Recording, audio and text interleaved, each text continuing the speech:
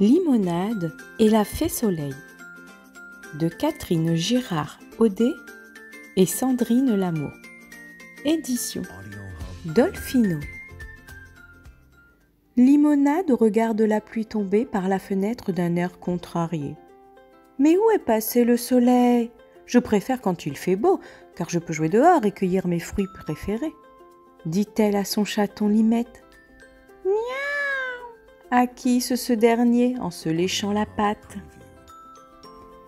Limonade décide alors d'inviter sa meilleure amie Clémentine à venir jouer chez elle. À deux, ce sera plus amusant malgré le temps gris, s'exclame-t-elle. Les deux copines font du bricolage et concoctent un délicieux jus de fruits, mais au bout de quelques heures, elles commencent à se tourner les pouces. « J'aimerais tant pouvoir jouer dehors et me balader au soleil », se plaint Clémentine. « Et moi donc, nous pourrions préparer une limonade sucrée et en offrir à tous les voisins », ajoute Limonade en soupirant. Alors que les deux amies sont perdues dans leurs pensées, Limette se met soudain à se trémousser. « Que se passe-t-il, Limette ?» demande Limonade en rigolant. « Tu as des fourmis dans les pattes ?»« Miaou !» répond le chaton en observant le plafond.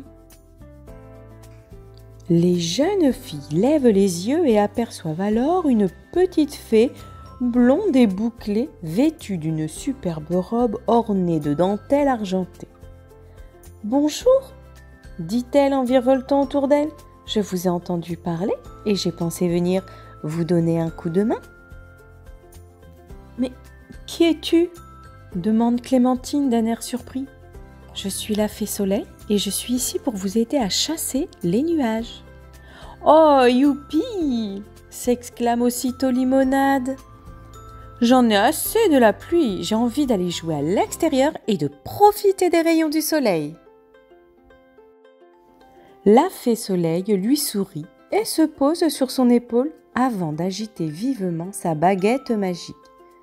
Les deux copines sont soudain ensevelies sous une pluie de poudre d'étoiles. « Abracadabra !» s'écrie la fée en riant.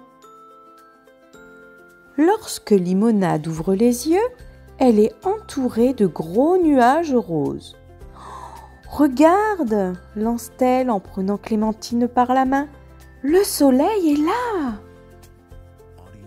Les amis se penchent aussitôt vers le soleil, qui fait un somme confortablement installé sur un gros cumulus. « Monsieur Soleil, réveillez-vous! Ces deux jeunes filles demandent à vous voir !» s'écrie la fée en le secouant vivement. « Que se passe-t-il ?» demande le soleil encore tout endormi. « Bonjour, monsieur Soleil !» dit alors Limonade en s'avançant vers lui. « Je suis désolée de vous réveiller et de vous déranger, mais je me demandais s'il était possible de faire briller vos rayons afin que nous puissions jouer dehors. » Le soleil se lève et s'étire longuement. « Et pourquoi ne pas vous amuser avec mon amie Dame Pluie ?» suggère le soleil. « En fait, c'est plutôt difficile de jouer à l'extérieur lorsqu'il pleut, » explique timidement Clémentine. « Je comprends, » acquiesce le soleil en souriant. « Mais vous devez toutefois savoir que la pluie vous est aussi très utile. Après tout, c'est elle qui permet aux arbres et aux plantes de grandir et à vos fruits favoris de pousser. Je vous assure qu'il existe des tonnes de choses à faire lorsqu'il pleut. Venez, je vais vous montrer. » Les deux jeunes filles suivent le soleil et la fée jusqu'à la maison de Dame Pluie.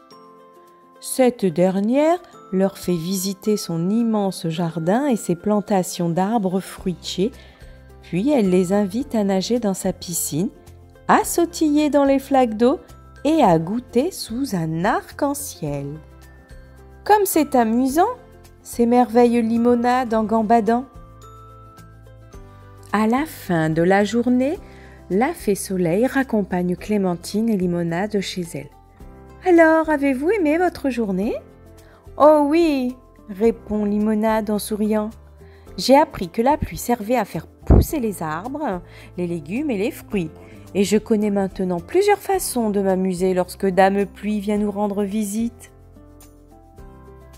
Clémentine et Limonade se rendent aussitôt à l'extérieur pour rigoler sous la pluie et saluer leur ami le soleil, dont les rayons commencent lentement à apparaître à travers les gros nuages gris. « Au revoir, gentils nuages !» dit Limonade. « Merci encore de faire pousser nos jolis fruits. »